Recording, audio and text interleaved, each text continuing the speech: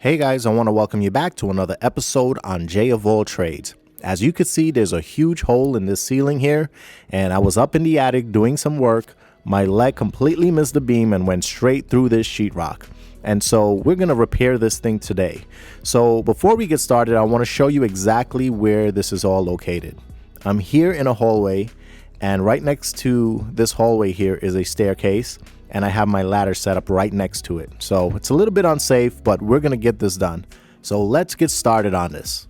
First thing you wanna do is you wanna take a measurement and see exactly how big this hole is. So we're gonna take the length and the width.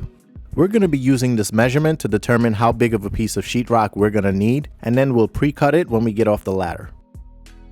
And here I have a piece of sheetrock that will be perfect to fill in that hole. And I'm just gonna take a marker and mark the length and width all along the piece that I need to cut. These lines look like they're a little bit off, but it's actually because my camera is in an angle.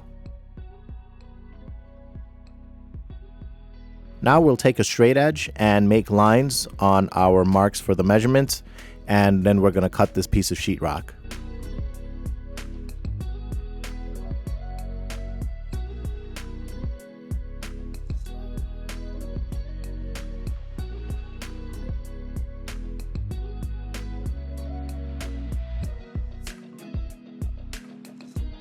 Now you can make your cuts with the sheetrock knife, and it's always a good idea to have a nice sharp blade.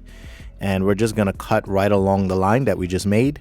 Keep in mind that when you're cutting sheetrock, you're just scoring the sheetrock. You're not actually cutting all the way through.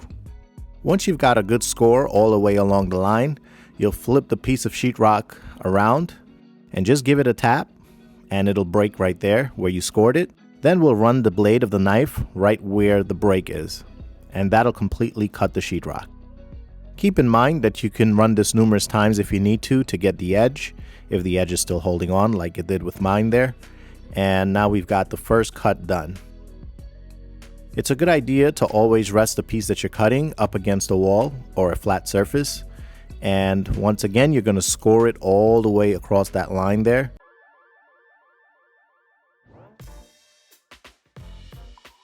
Now we're gonna flip it over and just give it a good tap, and it's gonna break right there. Now, when you're doing this part of it, make sure that all your fingers are clear from behind that sheetrock, because the blade can potentially cut you through it. So that's something to always keep in mind. Now we've got the entire piece of sheetrock cut for this repair, and we can prep the area for the install of this piece.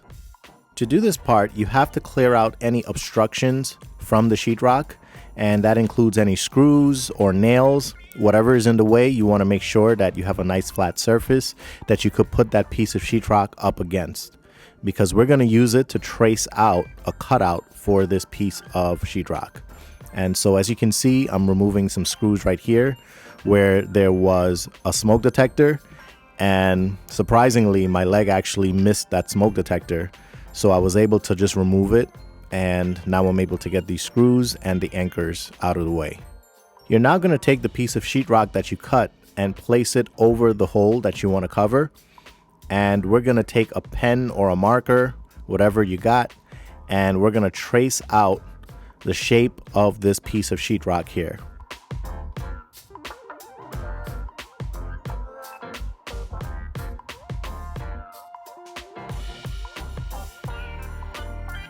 Now we've got some nice lines that we've traced there, and we're gonna make cuts along those lines to get rid of any sheetrock that is around that hole. And I'm using a sheetrock saw here, and I'll include a link in the description for any tools that I'm using, so you guys can go out there and get it if you'd like. Here you can see how easily I can cut through the sheetrock with this saw. And if you'd like to make a plunge cut, all you have to do is use the point of the saw, and then you can move it side to side, and you'll be able to get right in there and then start your cut. I strongly recommend wearing eye protection when doing this, because the last thing you need is a piece of dust or sheetrock just going right into your eyes. I also strongly recommend wearing a mask to protect your lungs, even though I'm not wearing one right now, because cutting sheetrock can create a lot of dust. Another thing to keep in mind when you're cutting sheetrock like this is that you want to be mindful of anything above the sheetrock.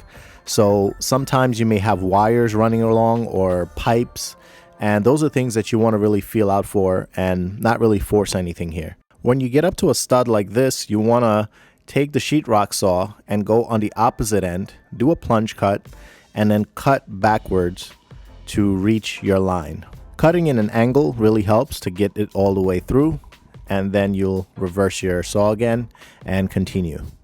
So getting back to things that may potentially be above the sheetrock. If you're using any power tools like a Sawzall or maybe an oscillating tool to cut this, you want to be extremely careful because it may be very hard to feel if you're cutting through something with power tools.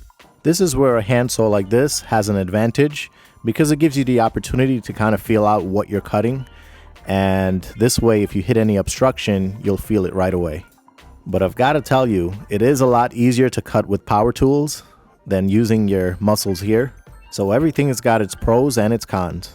If you're cutting and you see that something is sagging, you can always remove a piece and then continue where you left off.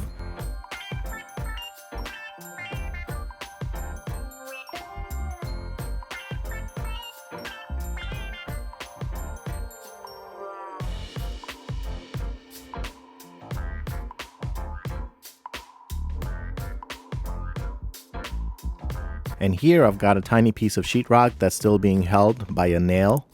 And I'm going to remove that by first taking a sheetrock knife and scoring the sheetrock up against the wall. And then I'm going to use a hammer and pry it out. And here is that nail. And now we'll be able to just move that sheetrock right out of there. It's also a good idea to use your sheetrock knife to just remove any sort of debris that is sticking out or that might be a hindrance to the piece of sheetrock that you're trying to install. And so anything that's just protruding on the ends, you want to make sure that you get rid of those.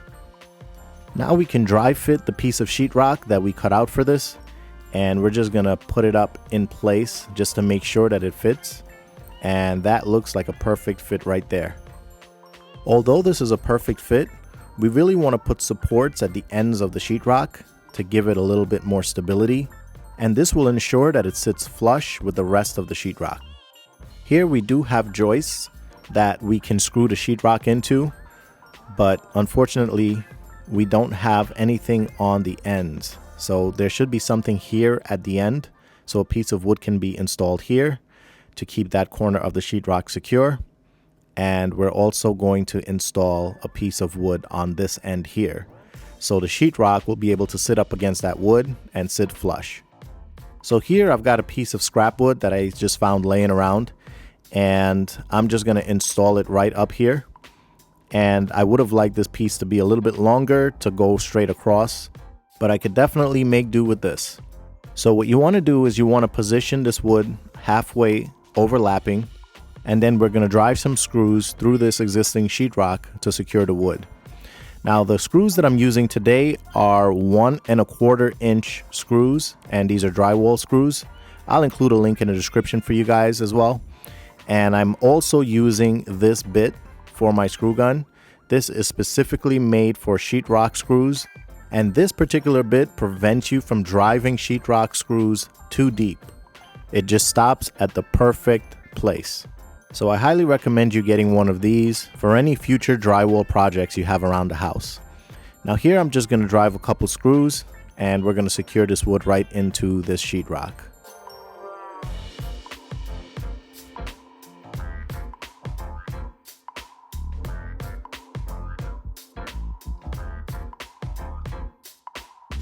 And here I'll be installing a piece of wood here at this corner to secure the sheetrock.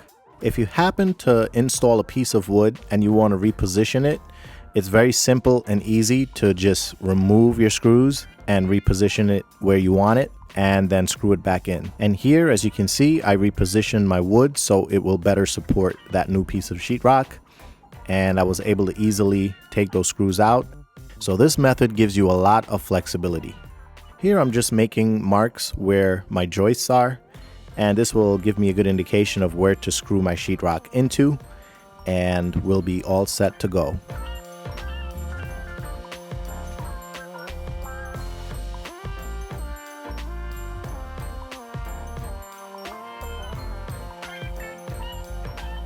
Now you can go ahead and secure the new piece of sheetrock into the wood.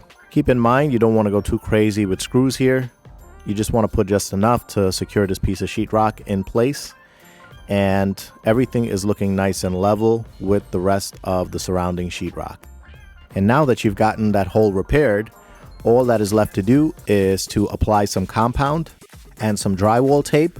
Then you're going to sand it down and paint. Before I go, I just want to give you a couple pointers with compounding. And I'm by no means a professional when it comes to compounding, but you want to start by putting a layer of compound right across the seams there. And you want to spread it all along, not too thick, just enough to be an adhesive for the tape. And I definitely recommend doing this over all the seams before you start putting the tape on. And that'll make a nice seamless flow.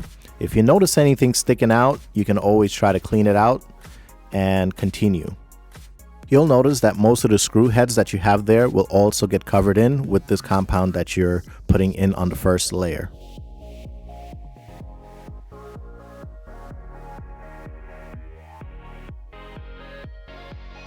If you have a seam up against the wall, you'll want to apply some compound on both sides, and this will also ensure that it will create a nice adhesive for your tape.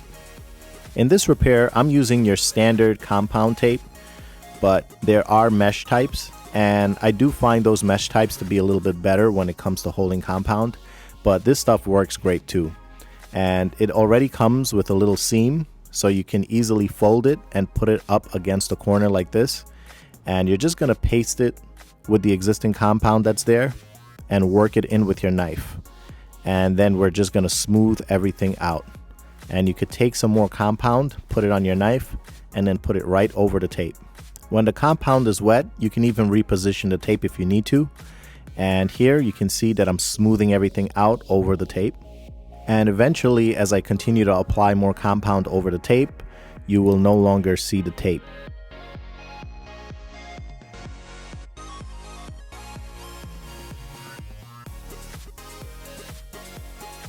You'll continue to take pieces of tape and put them right over those joints.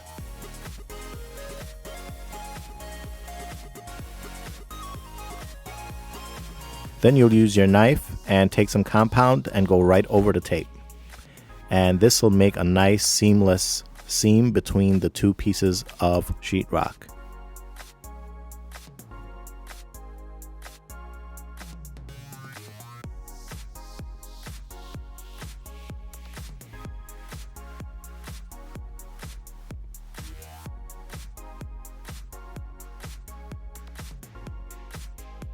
Once you get all your tape in there, you want to make sure that you apply some compound over them and smooth everything out as you go along.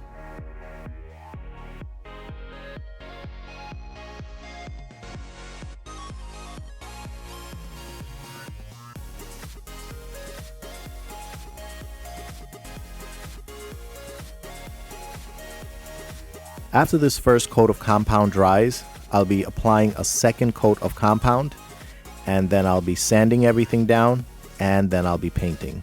So I hope this video has given you guys some confidence to go out there and repair some walls, and hopefully in the process also saving some money. So I want to thank you guys for joining me today.